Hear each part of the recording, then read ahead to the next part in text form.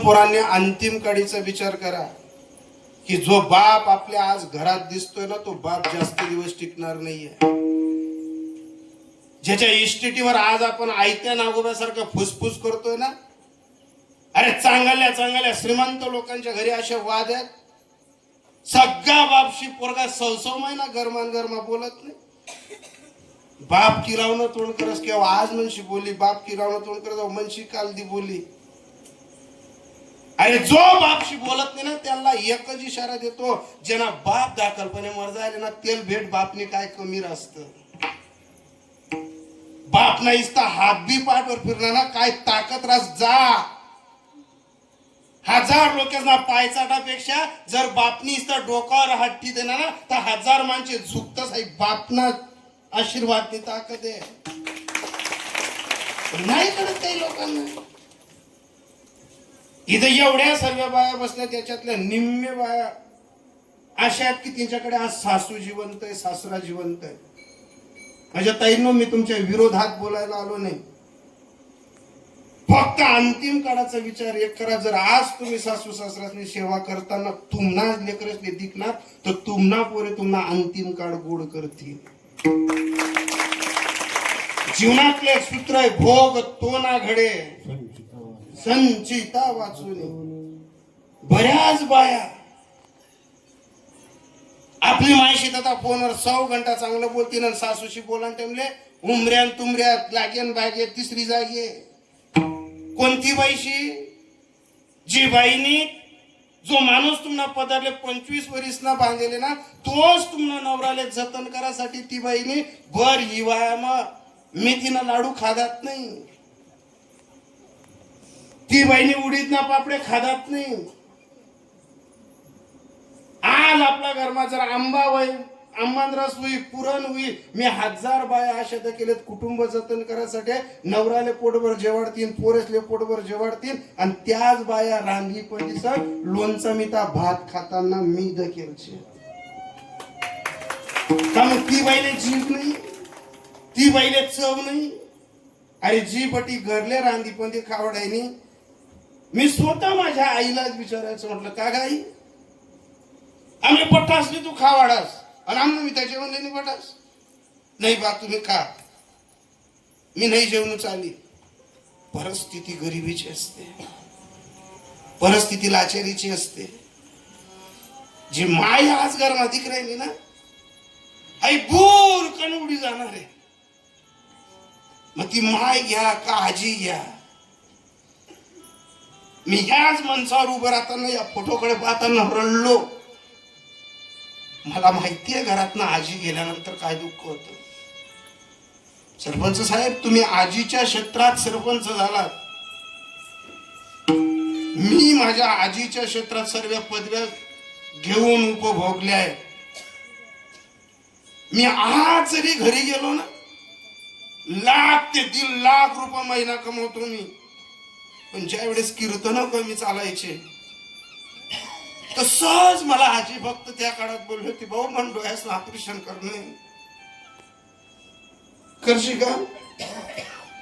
मी सहज आजीला बोललो होतो आतेनी श्रावण महिना ना कीर्तने चालतील तो मी डोळ्याचं ऑपरेशन करसू.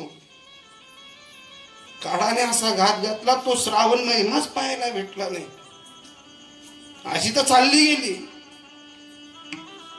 पण आज रोज त्या पैसा देखताना ती आजीने खाट माल सांगत, भाऊ म्हणतोय ऑपरेशन तसंच राहिले. मी रोज त्या फोटोकडे पाहताना सांगतो, आजी तू फक्त ये. 1,00,000 रुपयांनी लष्टाची संतो 1,00,000 रुपयांना चष्मा पटड आणि आज म्हणजे तयारी आहे. पण ती नाही स्वप्नात येत, नाही ती दिसत. रोज कधी कधी जर तिच्या फोटोकडे पाहिलं ना असं रडतो माणूस. माझं पोरग येतं, पप्पा का रडताय. तर आमची आई असं बोकुट धरते त्याला घेऊन जाते. तू पप्पाला गणी आजीने यादी राहिली. सहज त्या फोटोकडे पाहताना विचार करतो माणूस की अगं तुम्ही जुन्या बायांनी संस्कृतीचं पान जपून आम्हाला इथपर्यंत ह्या मुद्द्यावर आणलं. तुम्हीच मला कितीदा सांगितलं की आमच्या घरातली मुलं आजीच्या जीवावर शिकत होती, आम्ही आजीच्या आशीर्वादाने, जिथं आईचे गुण कमी पडतात तिथं तुम्ही आजीचे गुण सांगत होते. परतीचा प्रवास नसतो हा. कितीही करा, कितीही सांभाळा.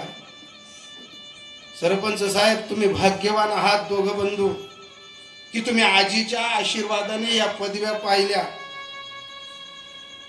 मोजून 53 ते 54 महिन्यापूर्वी खानदेशात अशी एक घटना घडली होती. हळू आमच्याच परिसरातला एक माणूस जिल्हा परिषदला तयारी करणारा, आज जर तो माणूस जिवंत राहिला असता तर आमच्या परिसरात आमदार राहिला असता. इतकी अफाट तयारी त्याची. एकुलती एक पोरगी, एक मुलगा, मुलीचं लग्न झालं, मुलाचं लग्न केलं. असा आमदार नाही, असा खासदार नाही की आमना परिसर मग कोणी उन्हनी व्हा.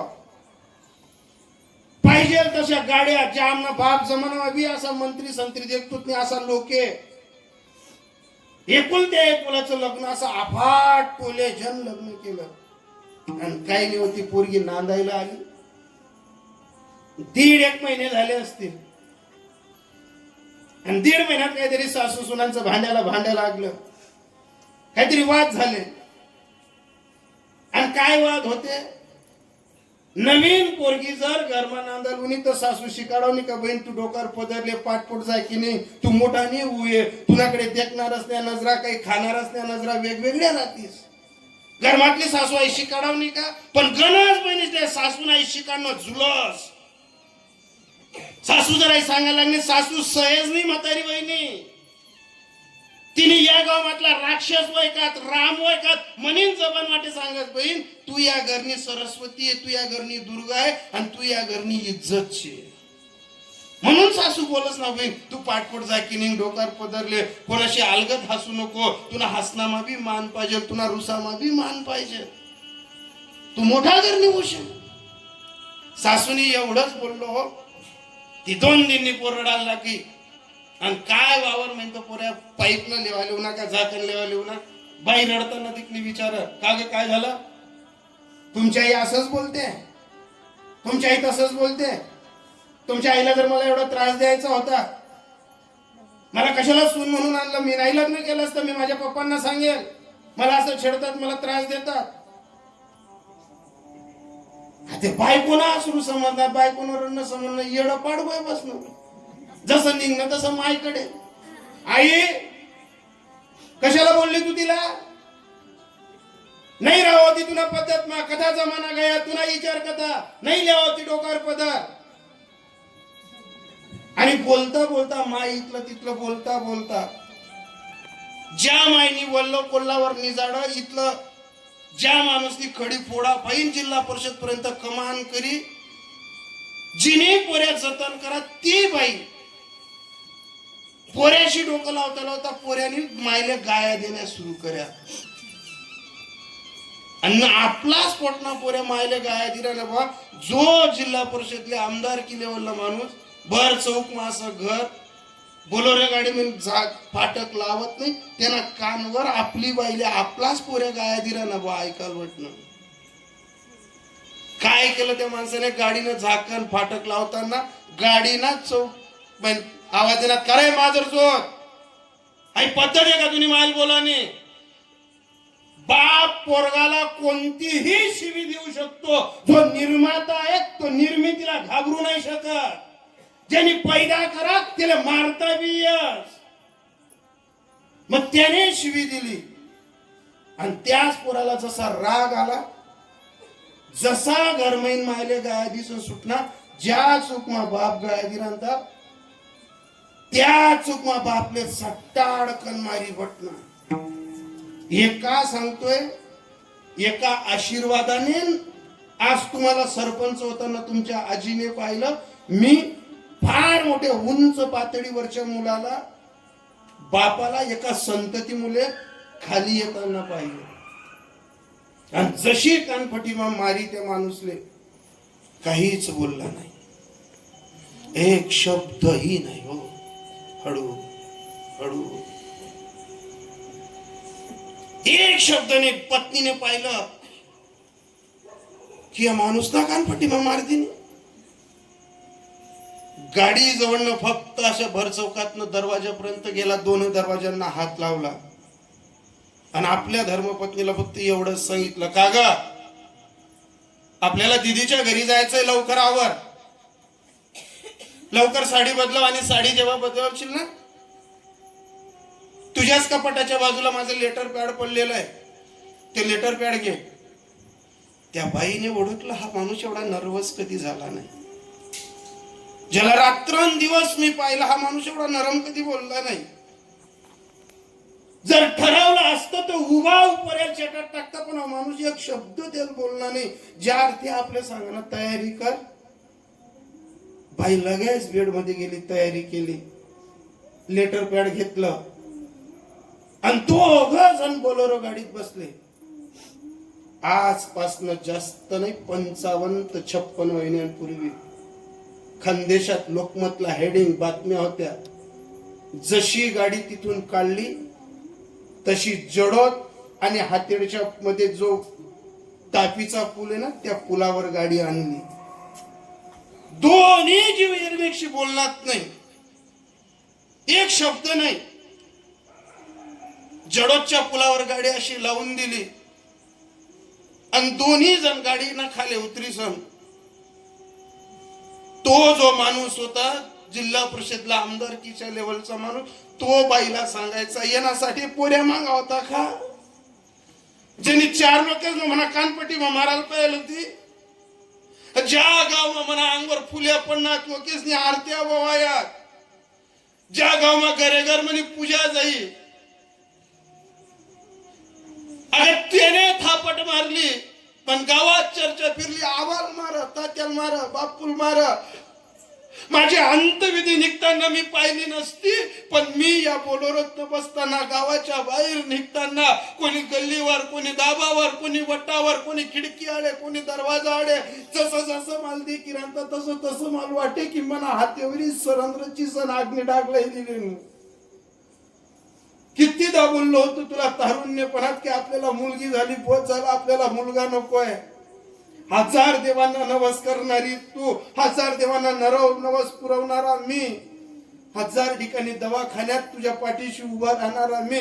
काय कोणी फेड काही भर चौक म्हणा कानपट्टी मग मारली खाणी पडली. पण ती माय होती ती एकच सांगत होती, आहो जाऊ द्या, फक्त त्याला एक फोन लाई द्या, मला त्यांची एक फोनवर बोलणं आहे. किती अपराध करा, माईना असं काय हृदय बनायला रासवी देवनी, तरी आई तिला सांगायची, आव मला त्याच्याशी बोलायचंय. पण त्या माणसाने एक आड घातली, बोल त्याच्याशी, पण त्याला बोलताना सांग, ज्याने माझ्या कानपट्टीत मारली ना त्याला एक निरोप देऊन सांग की कानपट्टी मारताना तुला बाप तुल दिक ना, आता हाऊ बाप तापी मा जीव देवा आहे. फक्त मी तुला तापीच्या काठावर याच्यासाठी आणलं की मी जित्ता राहताना तो सांगी राहणार तुला कंबर मा लात मारसू, मी मरेल नंतर तो तुले मारी सुद्धा, आणि मी मरेल नंतर स्वर्गामैन मला आत्माला शांतता लागावणी म्हणीसन मी तुले लिसन मरसू यांसाठी तुला तापीवर लईनू. बायांनो, प्रत्येक घरातल्या गोष्टी मागे सुना आणि मुलं आणि नातवंडांच्या भरी लागू नका. तुमनं राम राज्य सलामत राही तर तुमले घर मा किंमत राही. तुमनं राम राज्य नाही, तुमले कोणताच दिन किंमत नाही. 1000 पट्यातल्या बाकी विधवा एखादी आजी असेल ना, तिला विचारा की जसं रामराज्य घे तसं हुवा आंडोर नात्रे दूधवरी दवा का तूप वरी दवा, पण आपला रामनी सत्ता गई ना, आपलं सर्व फिक पडी जास, किंमत नाही राहा संसार मा. आणि मग त्या बाईनं फोन लावला, तरी त्या बाईचे शब्द, फोन लावला त्या मुलाने फोन उचलला. फोन उचलताना ही बाई सांगते, दादा चांगला नवस फेडात रे तू आमना, माले कंबर मला हात घाला म्हणे तुला बापल्या कानपट्टी मा मारी बटना सुकना नाम जो दादा आम्ही आती येवत नाही ना, धड तू भाऊ बनकी मा नाक उच्च करू ठेव नाही ना, धड सगळा स्वरास मा जाऊ ठेव नाही. आमनी गाव मन गाडी निघताना लोक टकमक देख राहतात ज्या माणूस ना अंगावर फुलेस ना हार पडणार त्या माणूसने बावटना पोऱ्यानी कानपट्टी मार तुला बाप रस्त्यावर खडी फोडता फोडता आज जिल्हा परिषद निवडणुकीले उभा राहणारा माणूसले तू कानपट्टी मार जाय तुनासाठी 17 एकर जमीन कमायले सुकना नांजो पण तुला घरमा मायना बापना फोटो वस्त्रीमा ठेवजो नको तू जमीन मारायची घर मारायचो पण ज्या घरमा जित्तापणे आमले शांतता लागली त्या घरमा मरेलवर शांतता लागावली आमना कोणताच कोपराल फोटो ठेवजो नको लावजो नको याच पुलवर गाडींच्या बी लेटर पॅड वर तुना बापने काय करेल छे काय नाही करेल छे सर्व लिखेल छे ना धड तू आमले सगासना घर ठेव नाही ना सोयरासना घर जावान ठेव नाही धड लोकेस ना फोन ही राहणार मुलाशी बोलल्यानंतर दोघांनीही तापीमध्ये आत्महत्या केली मला सांगा पोटना पोऱ्याना पायरे जर सगळा मायबाप तापीमा जीव देतो होती अरे या उलट एक सावत्र आजीच्या नातूंनी जर सरपंच पद पाहिलं असेल तर याच्यापेक्षा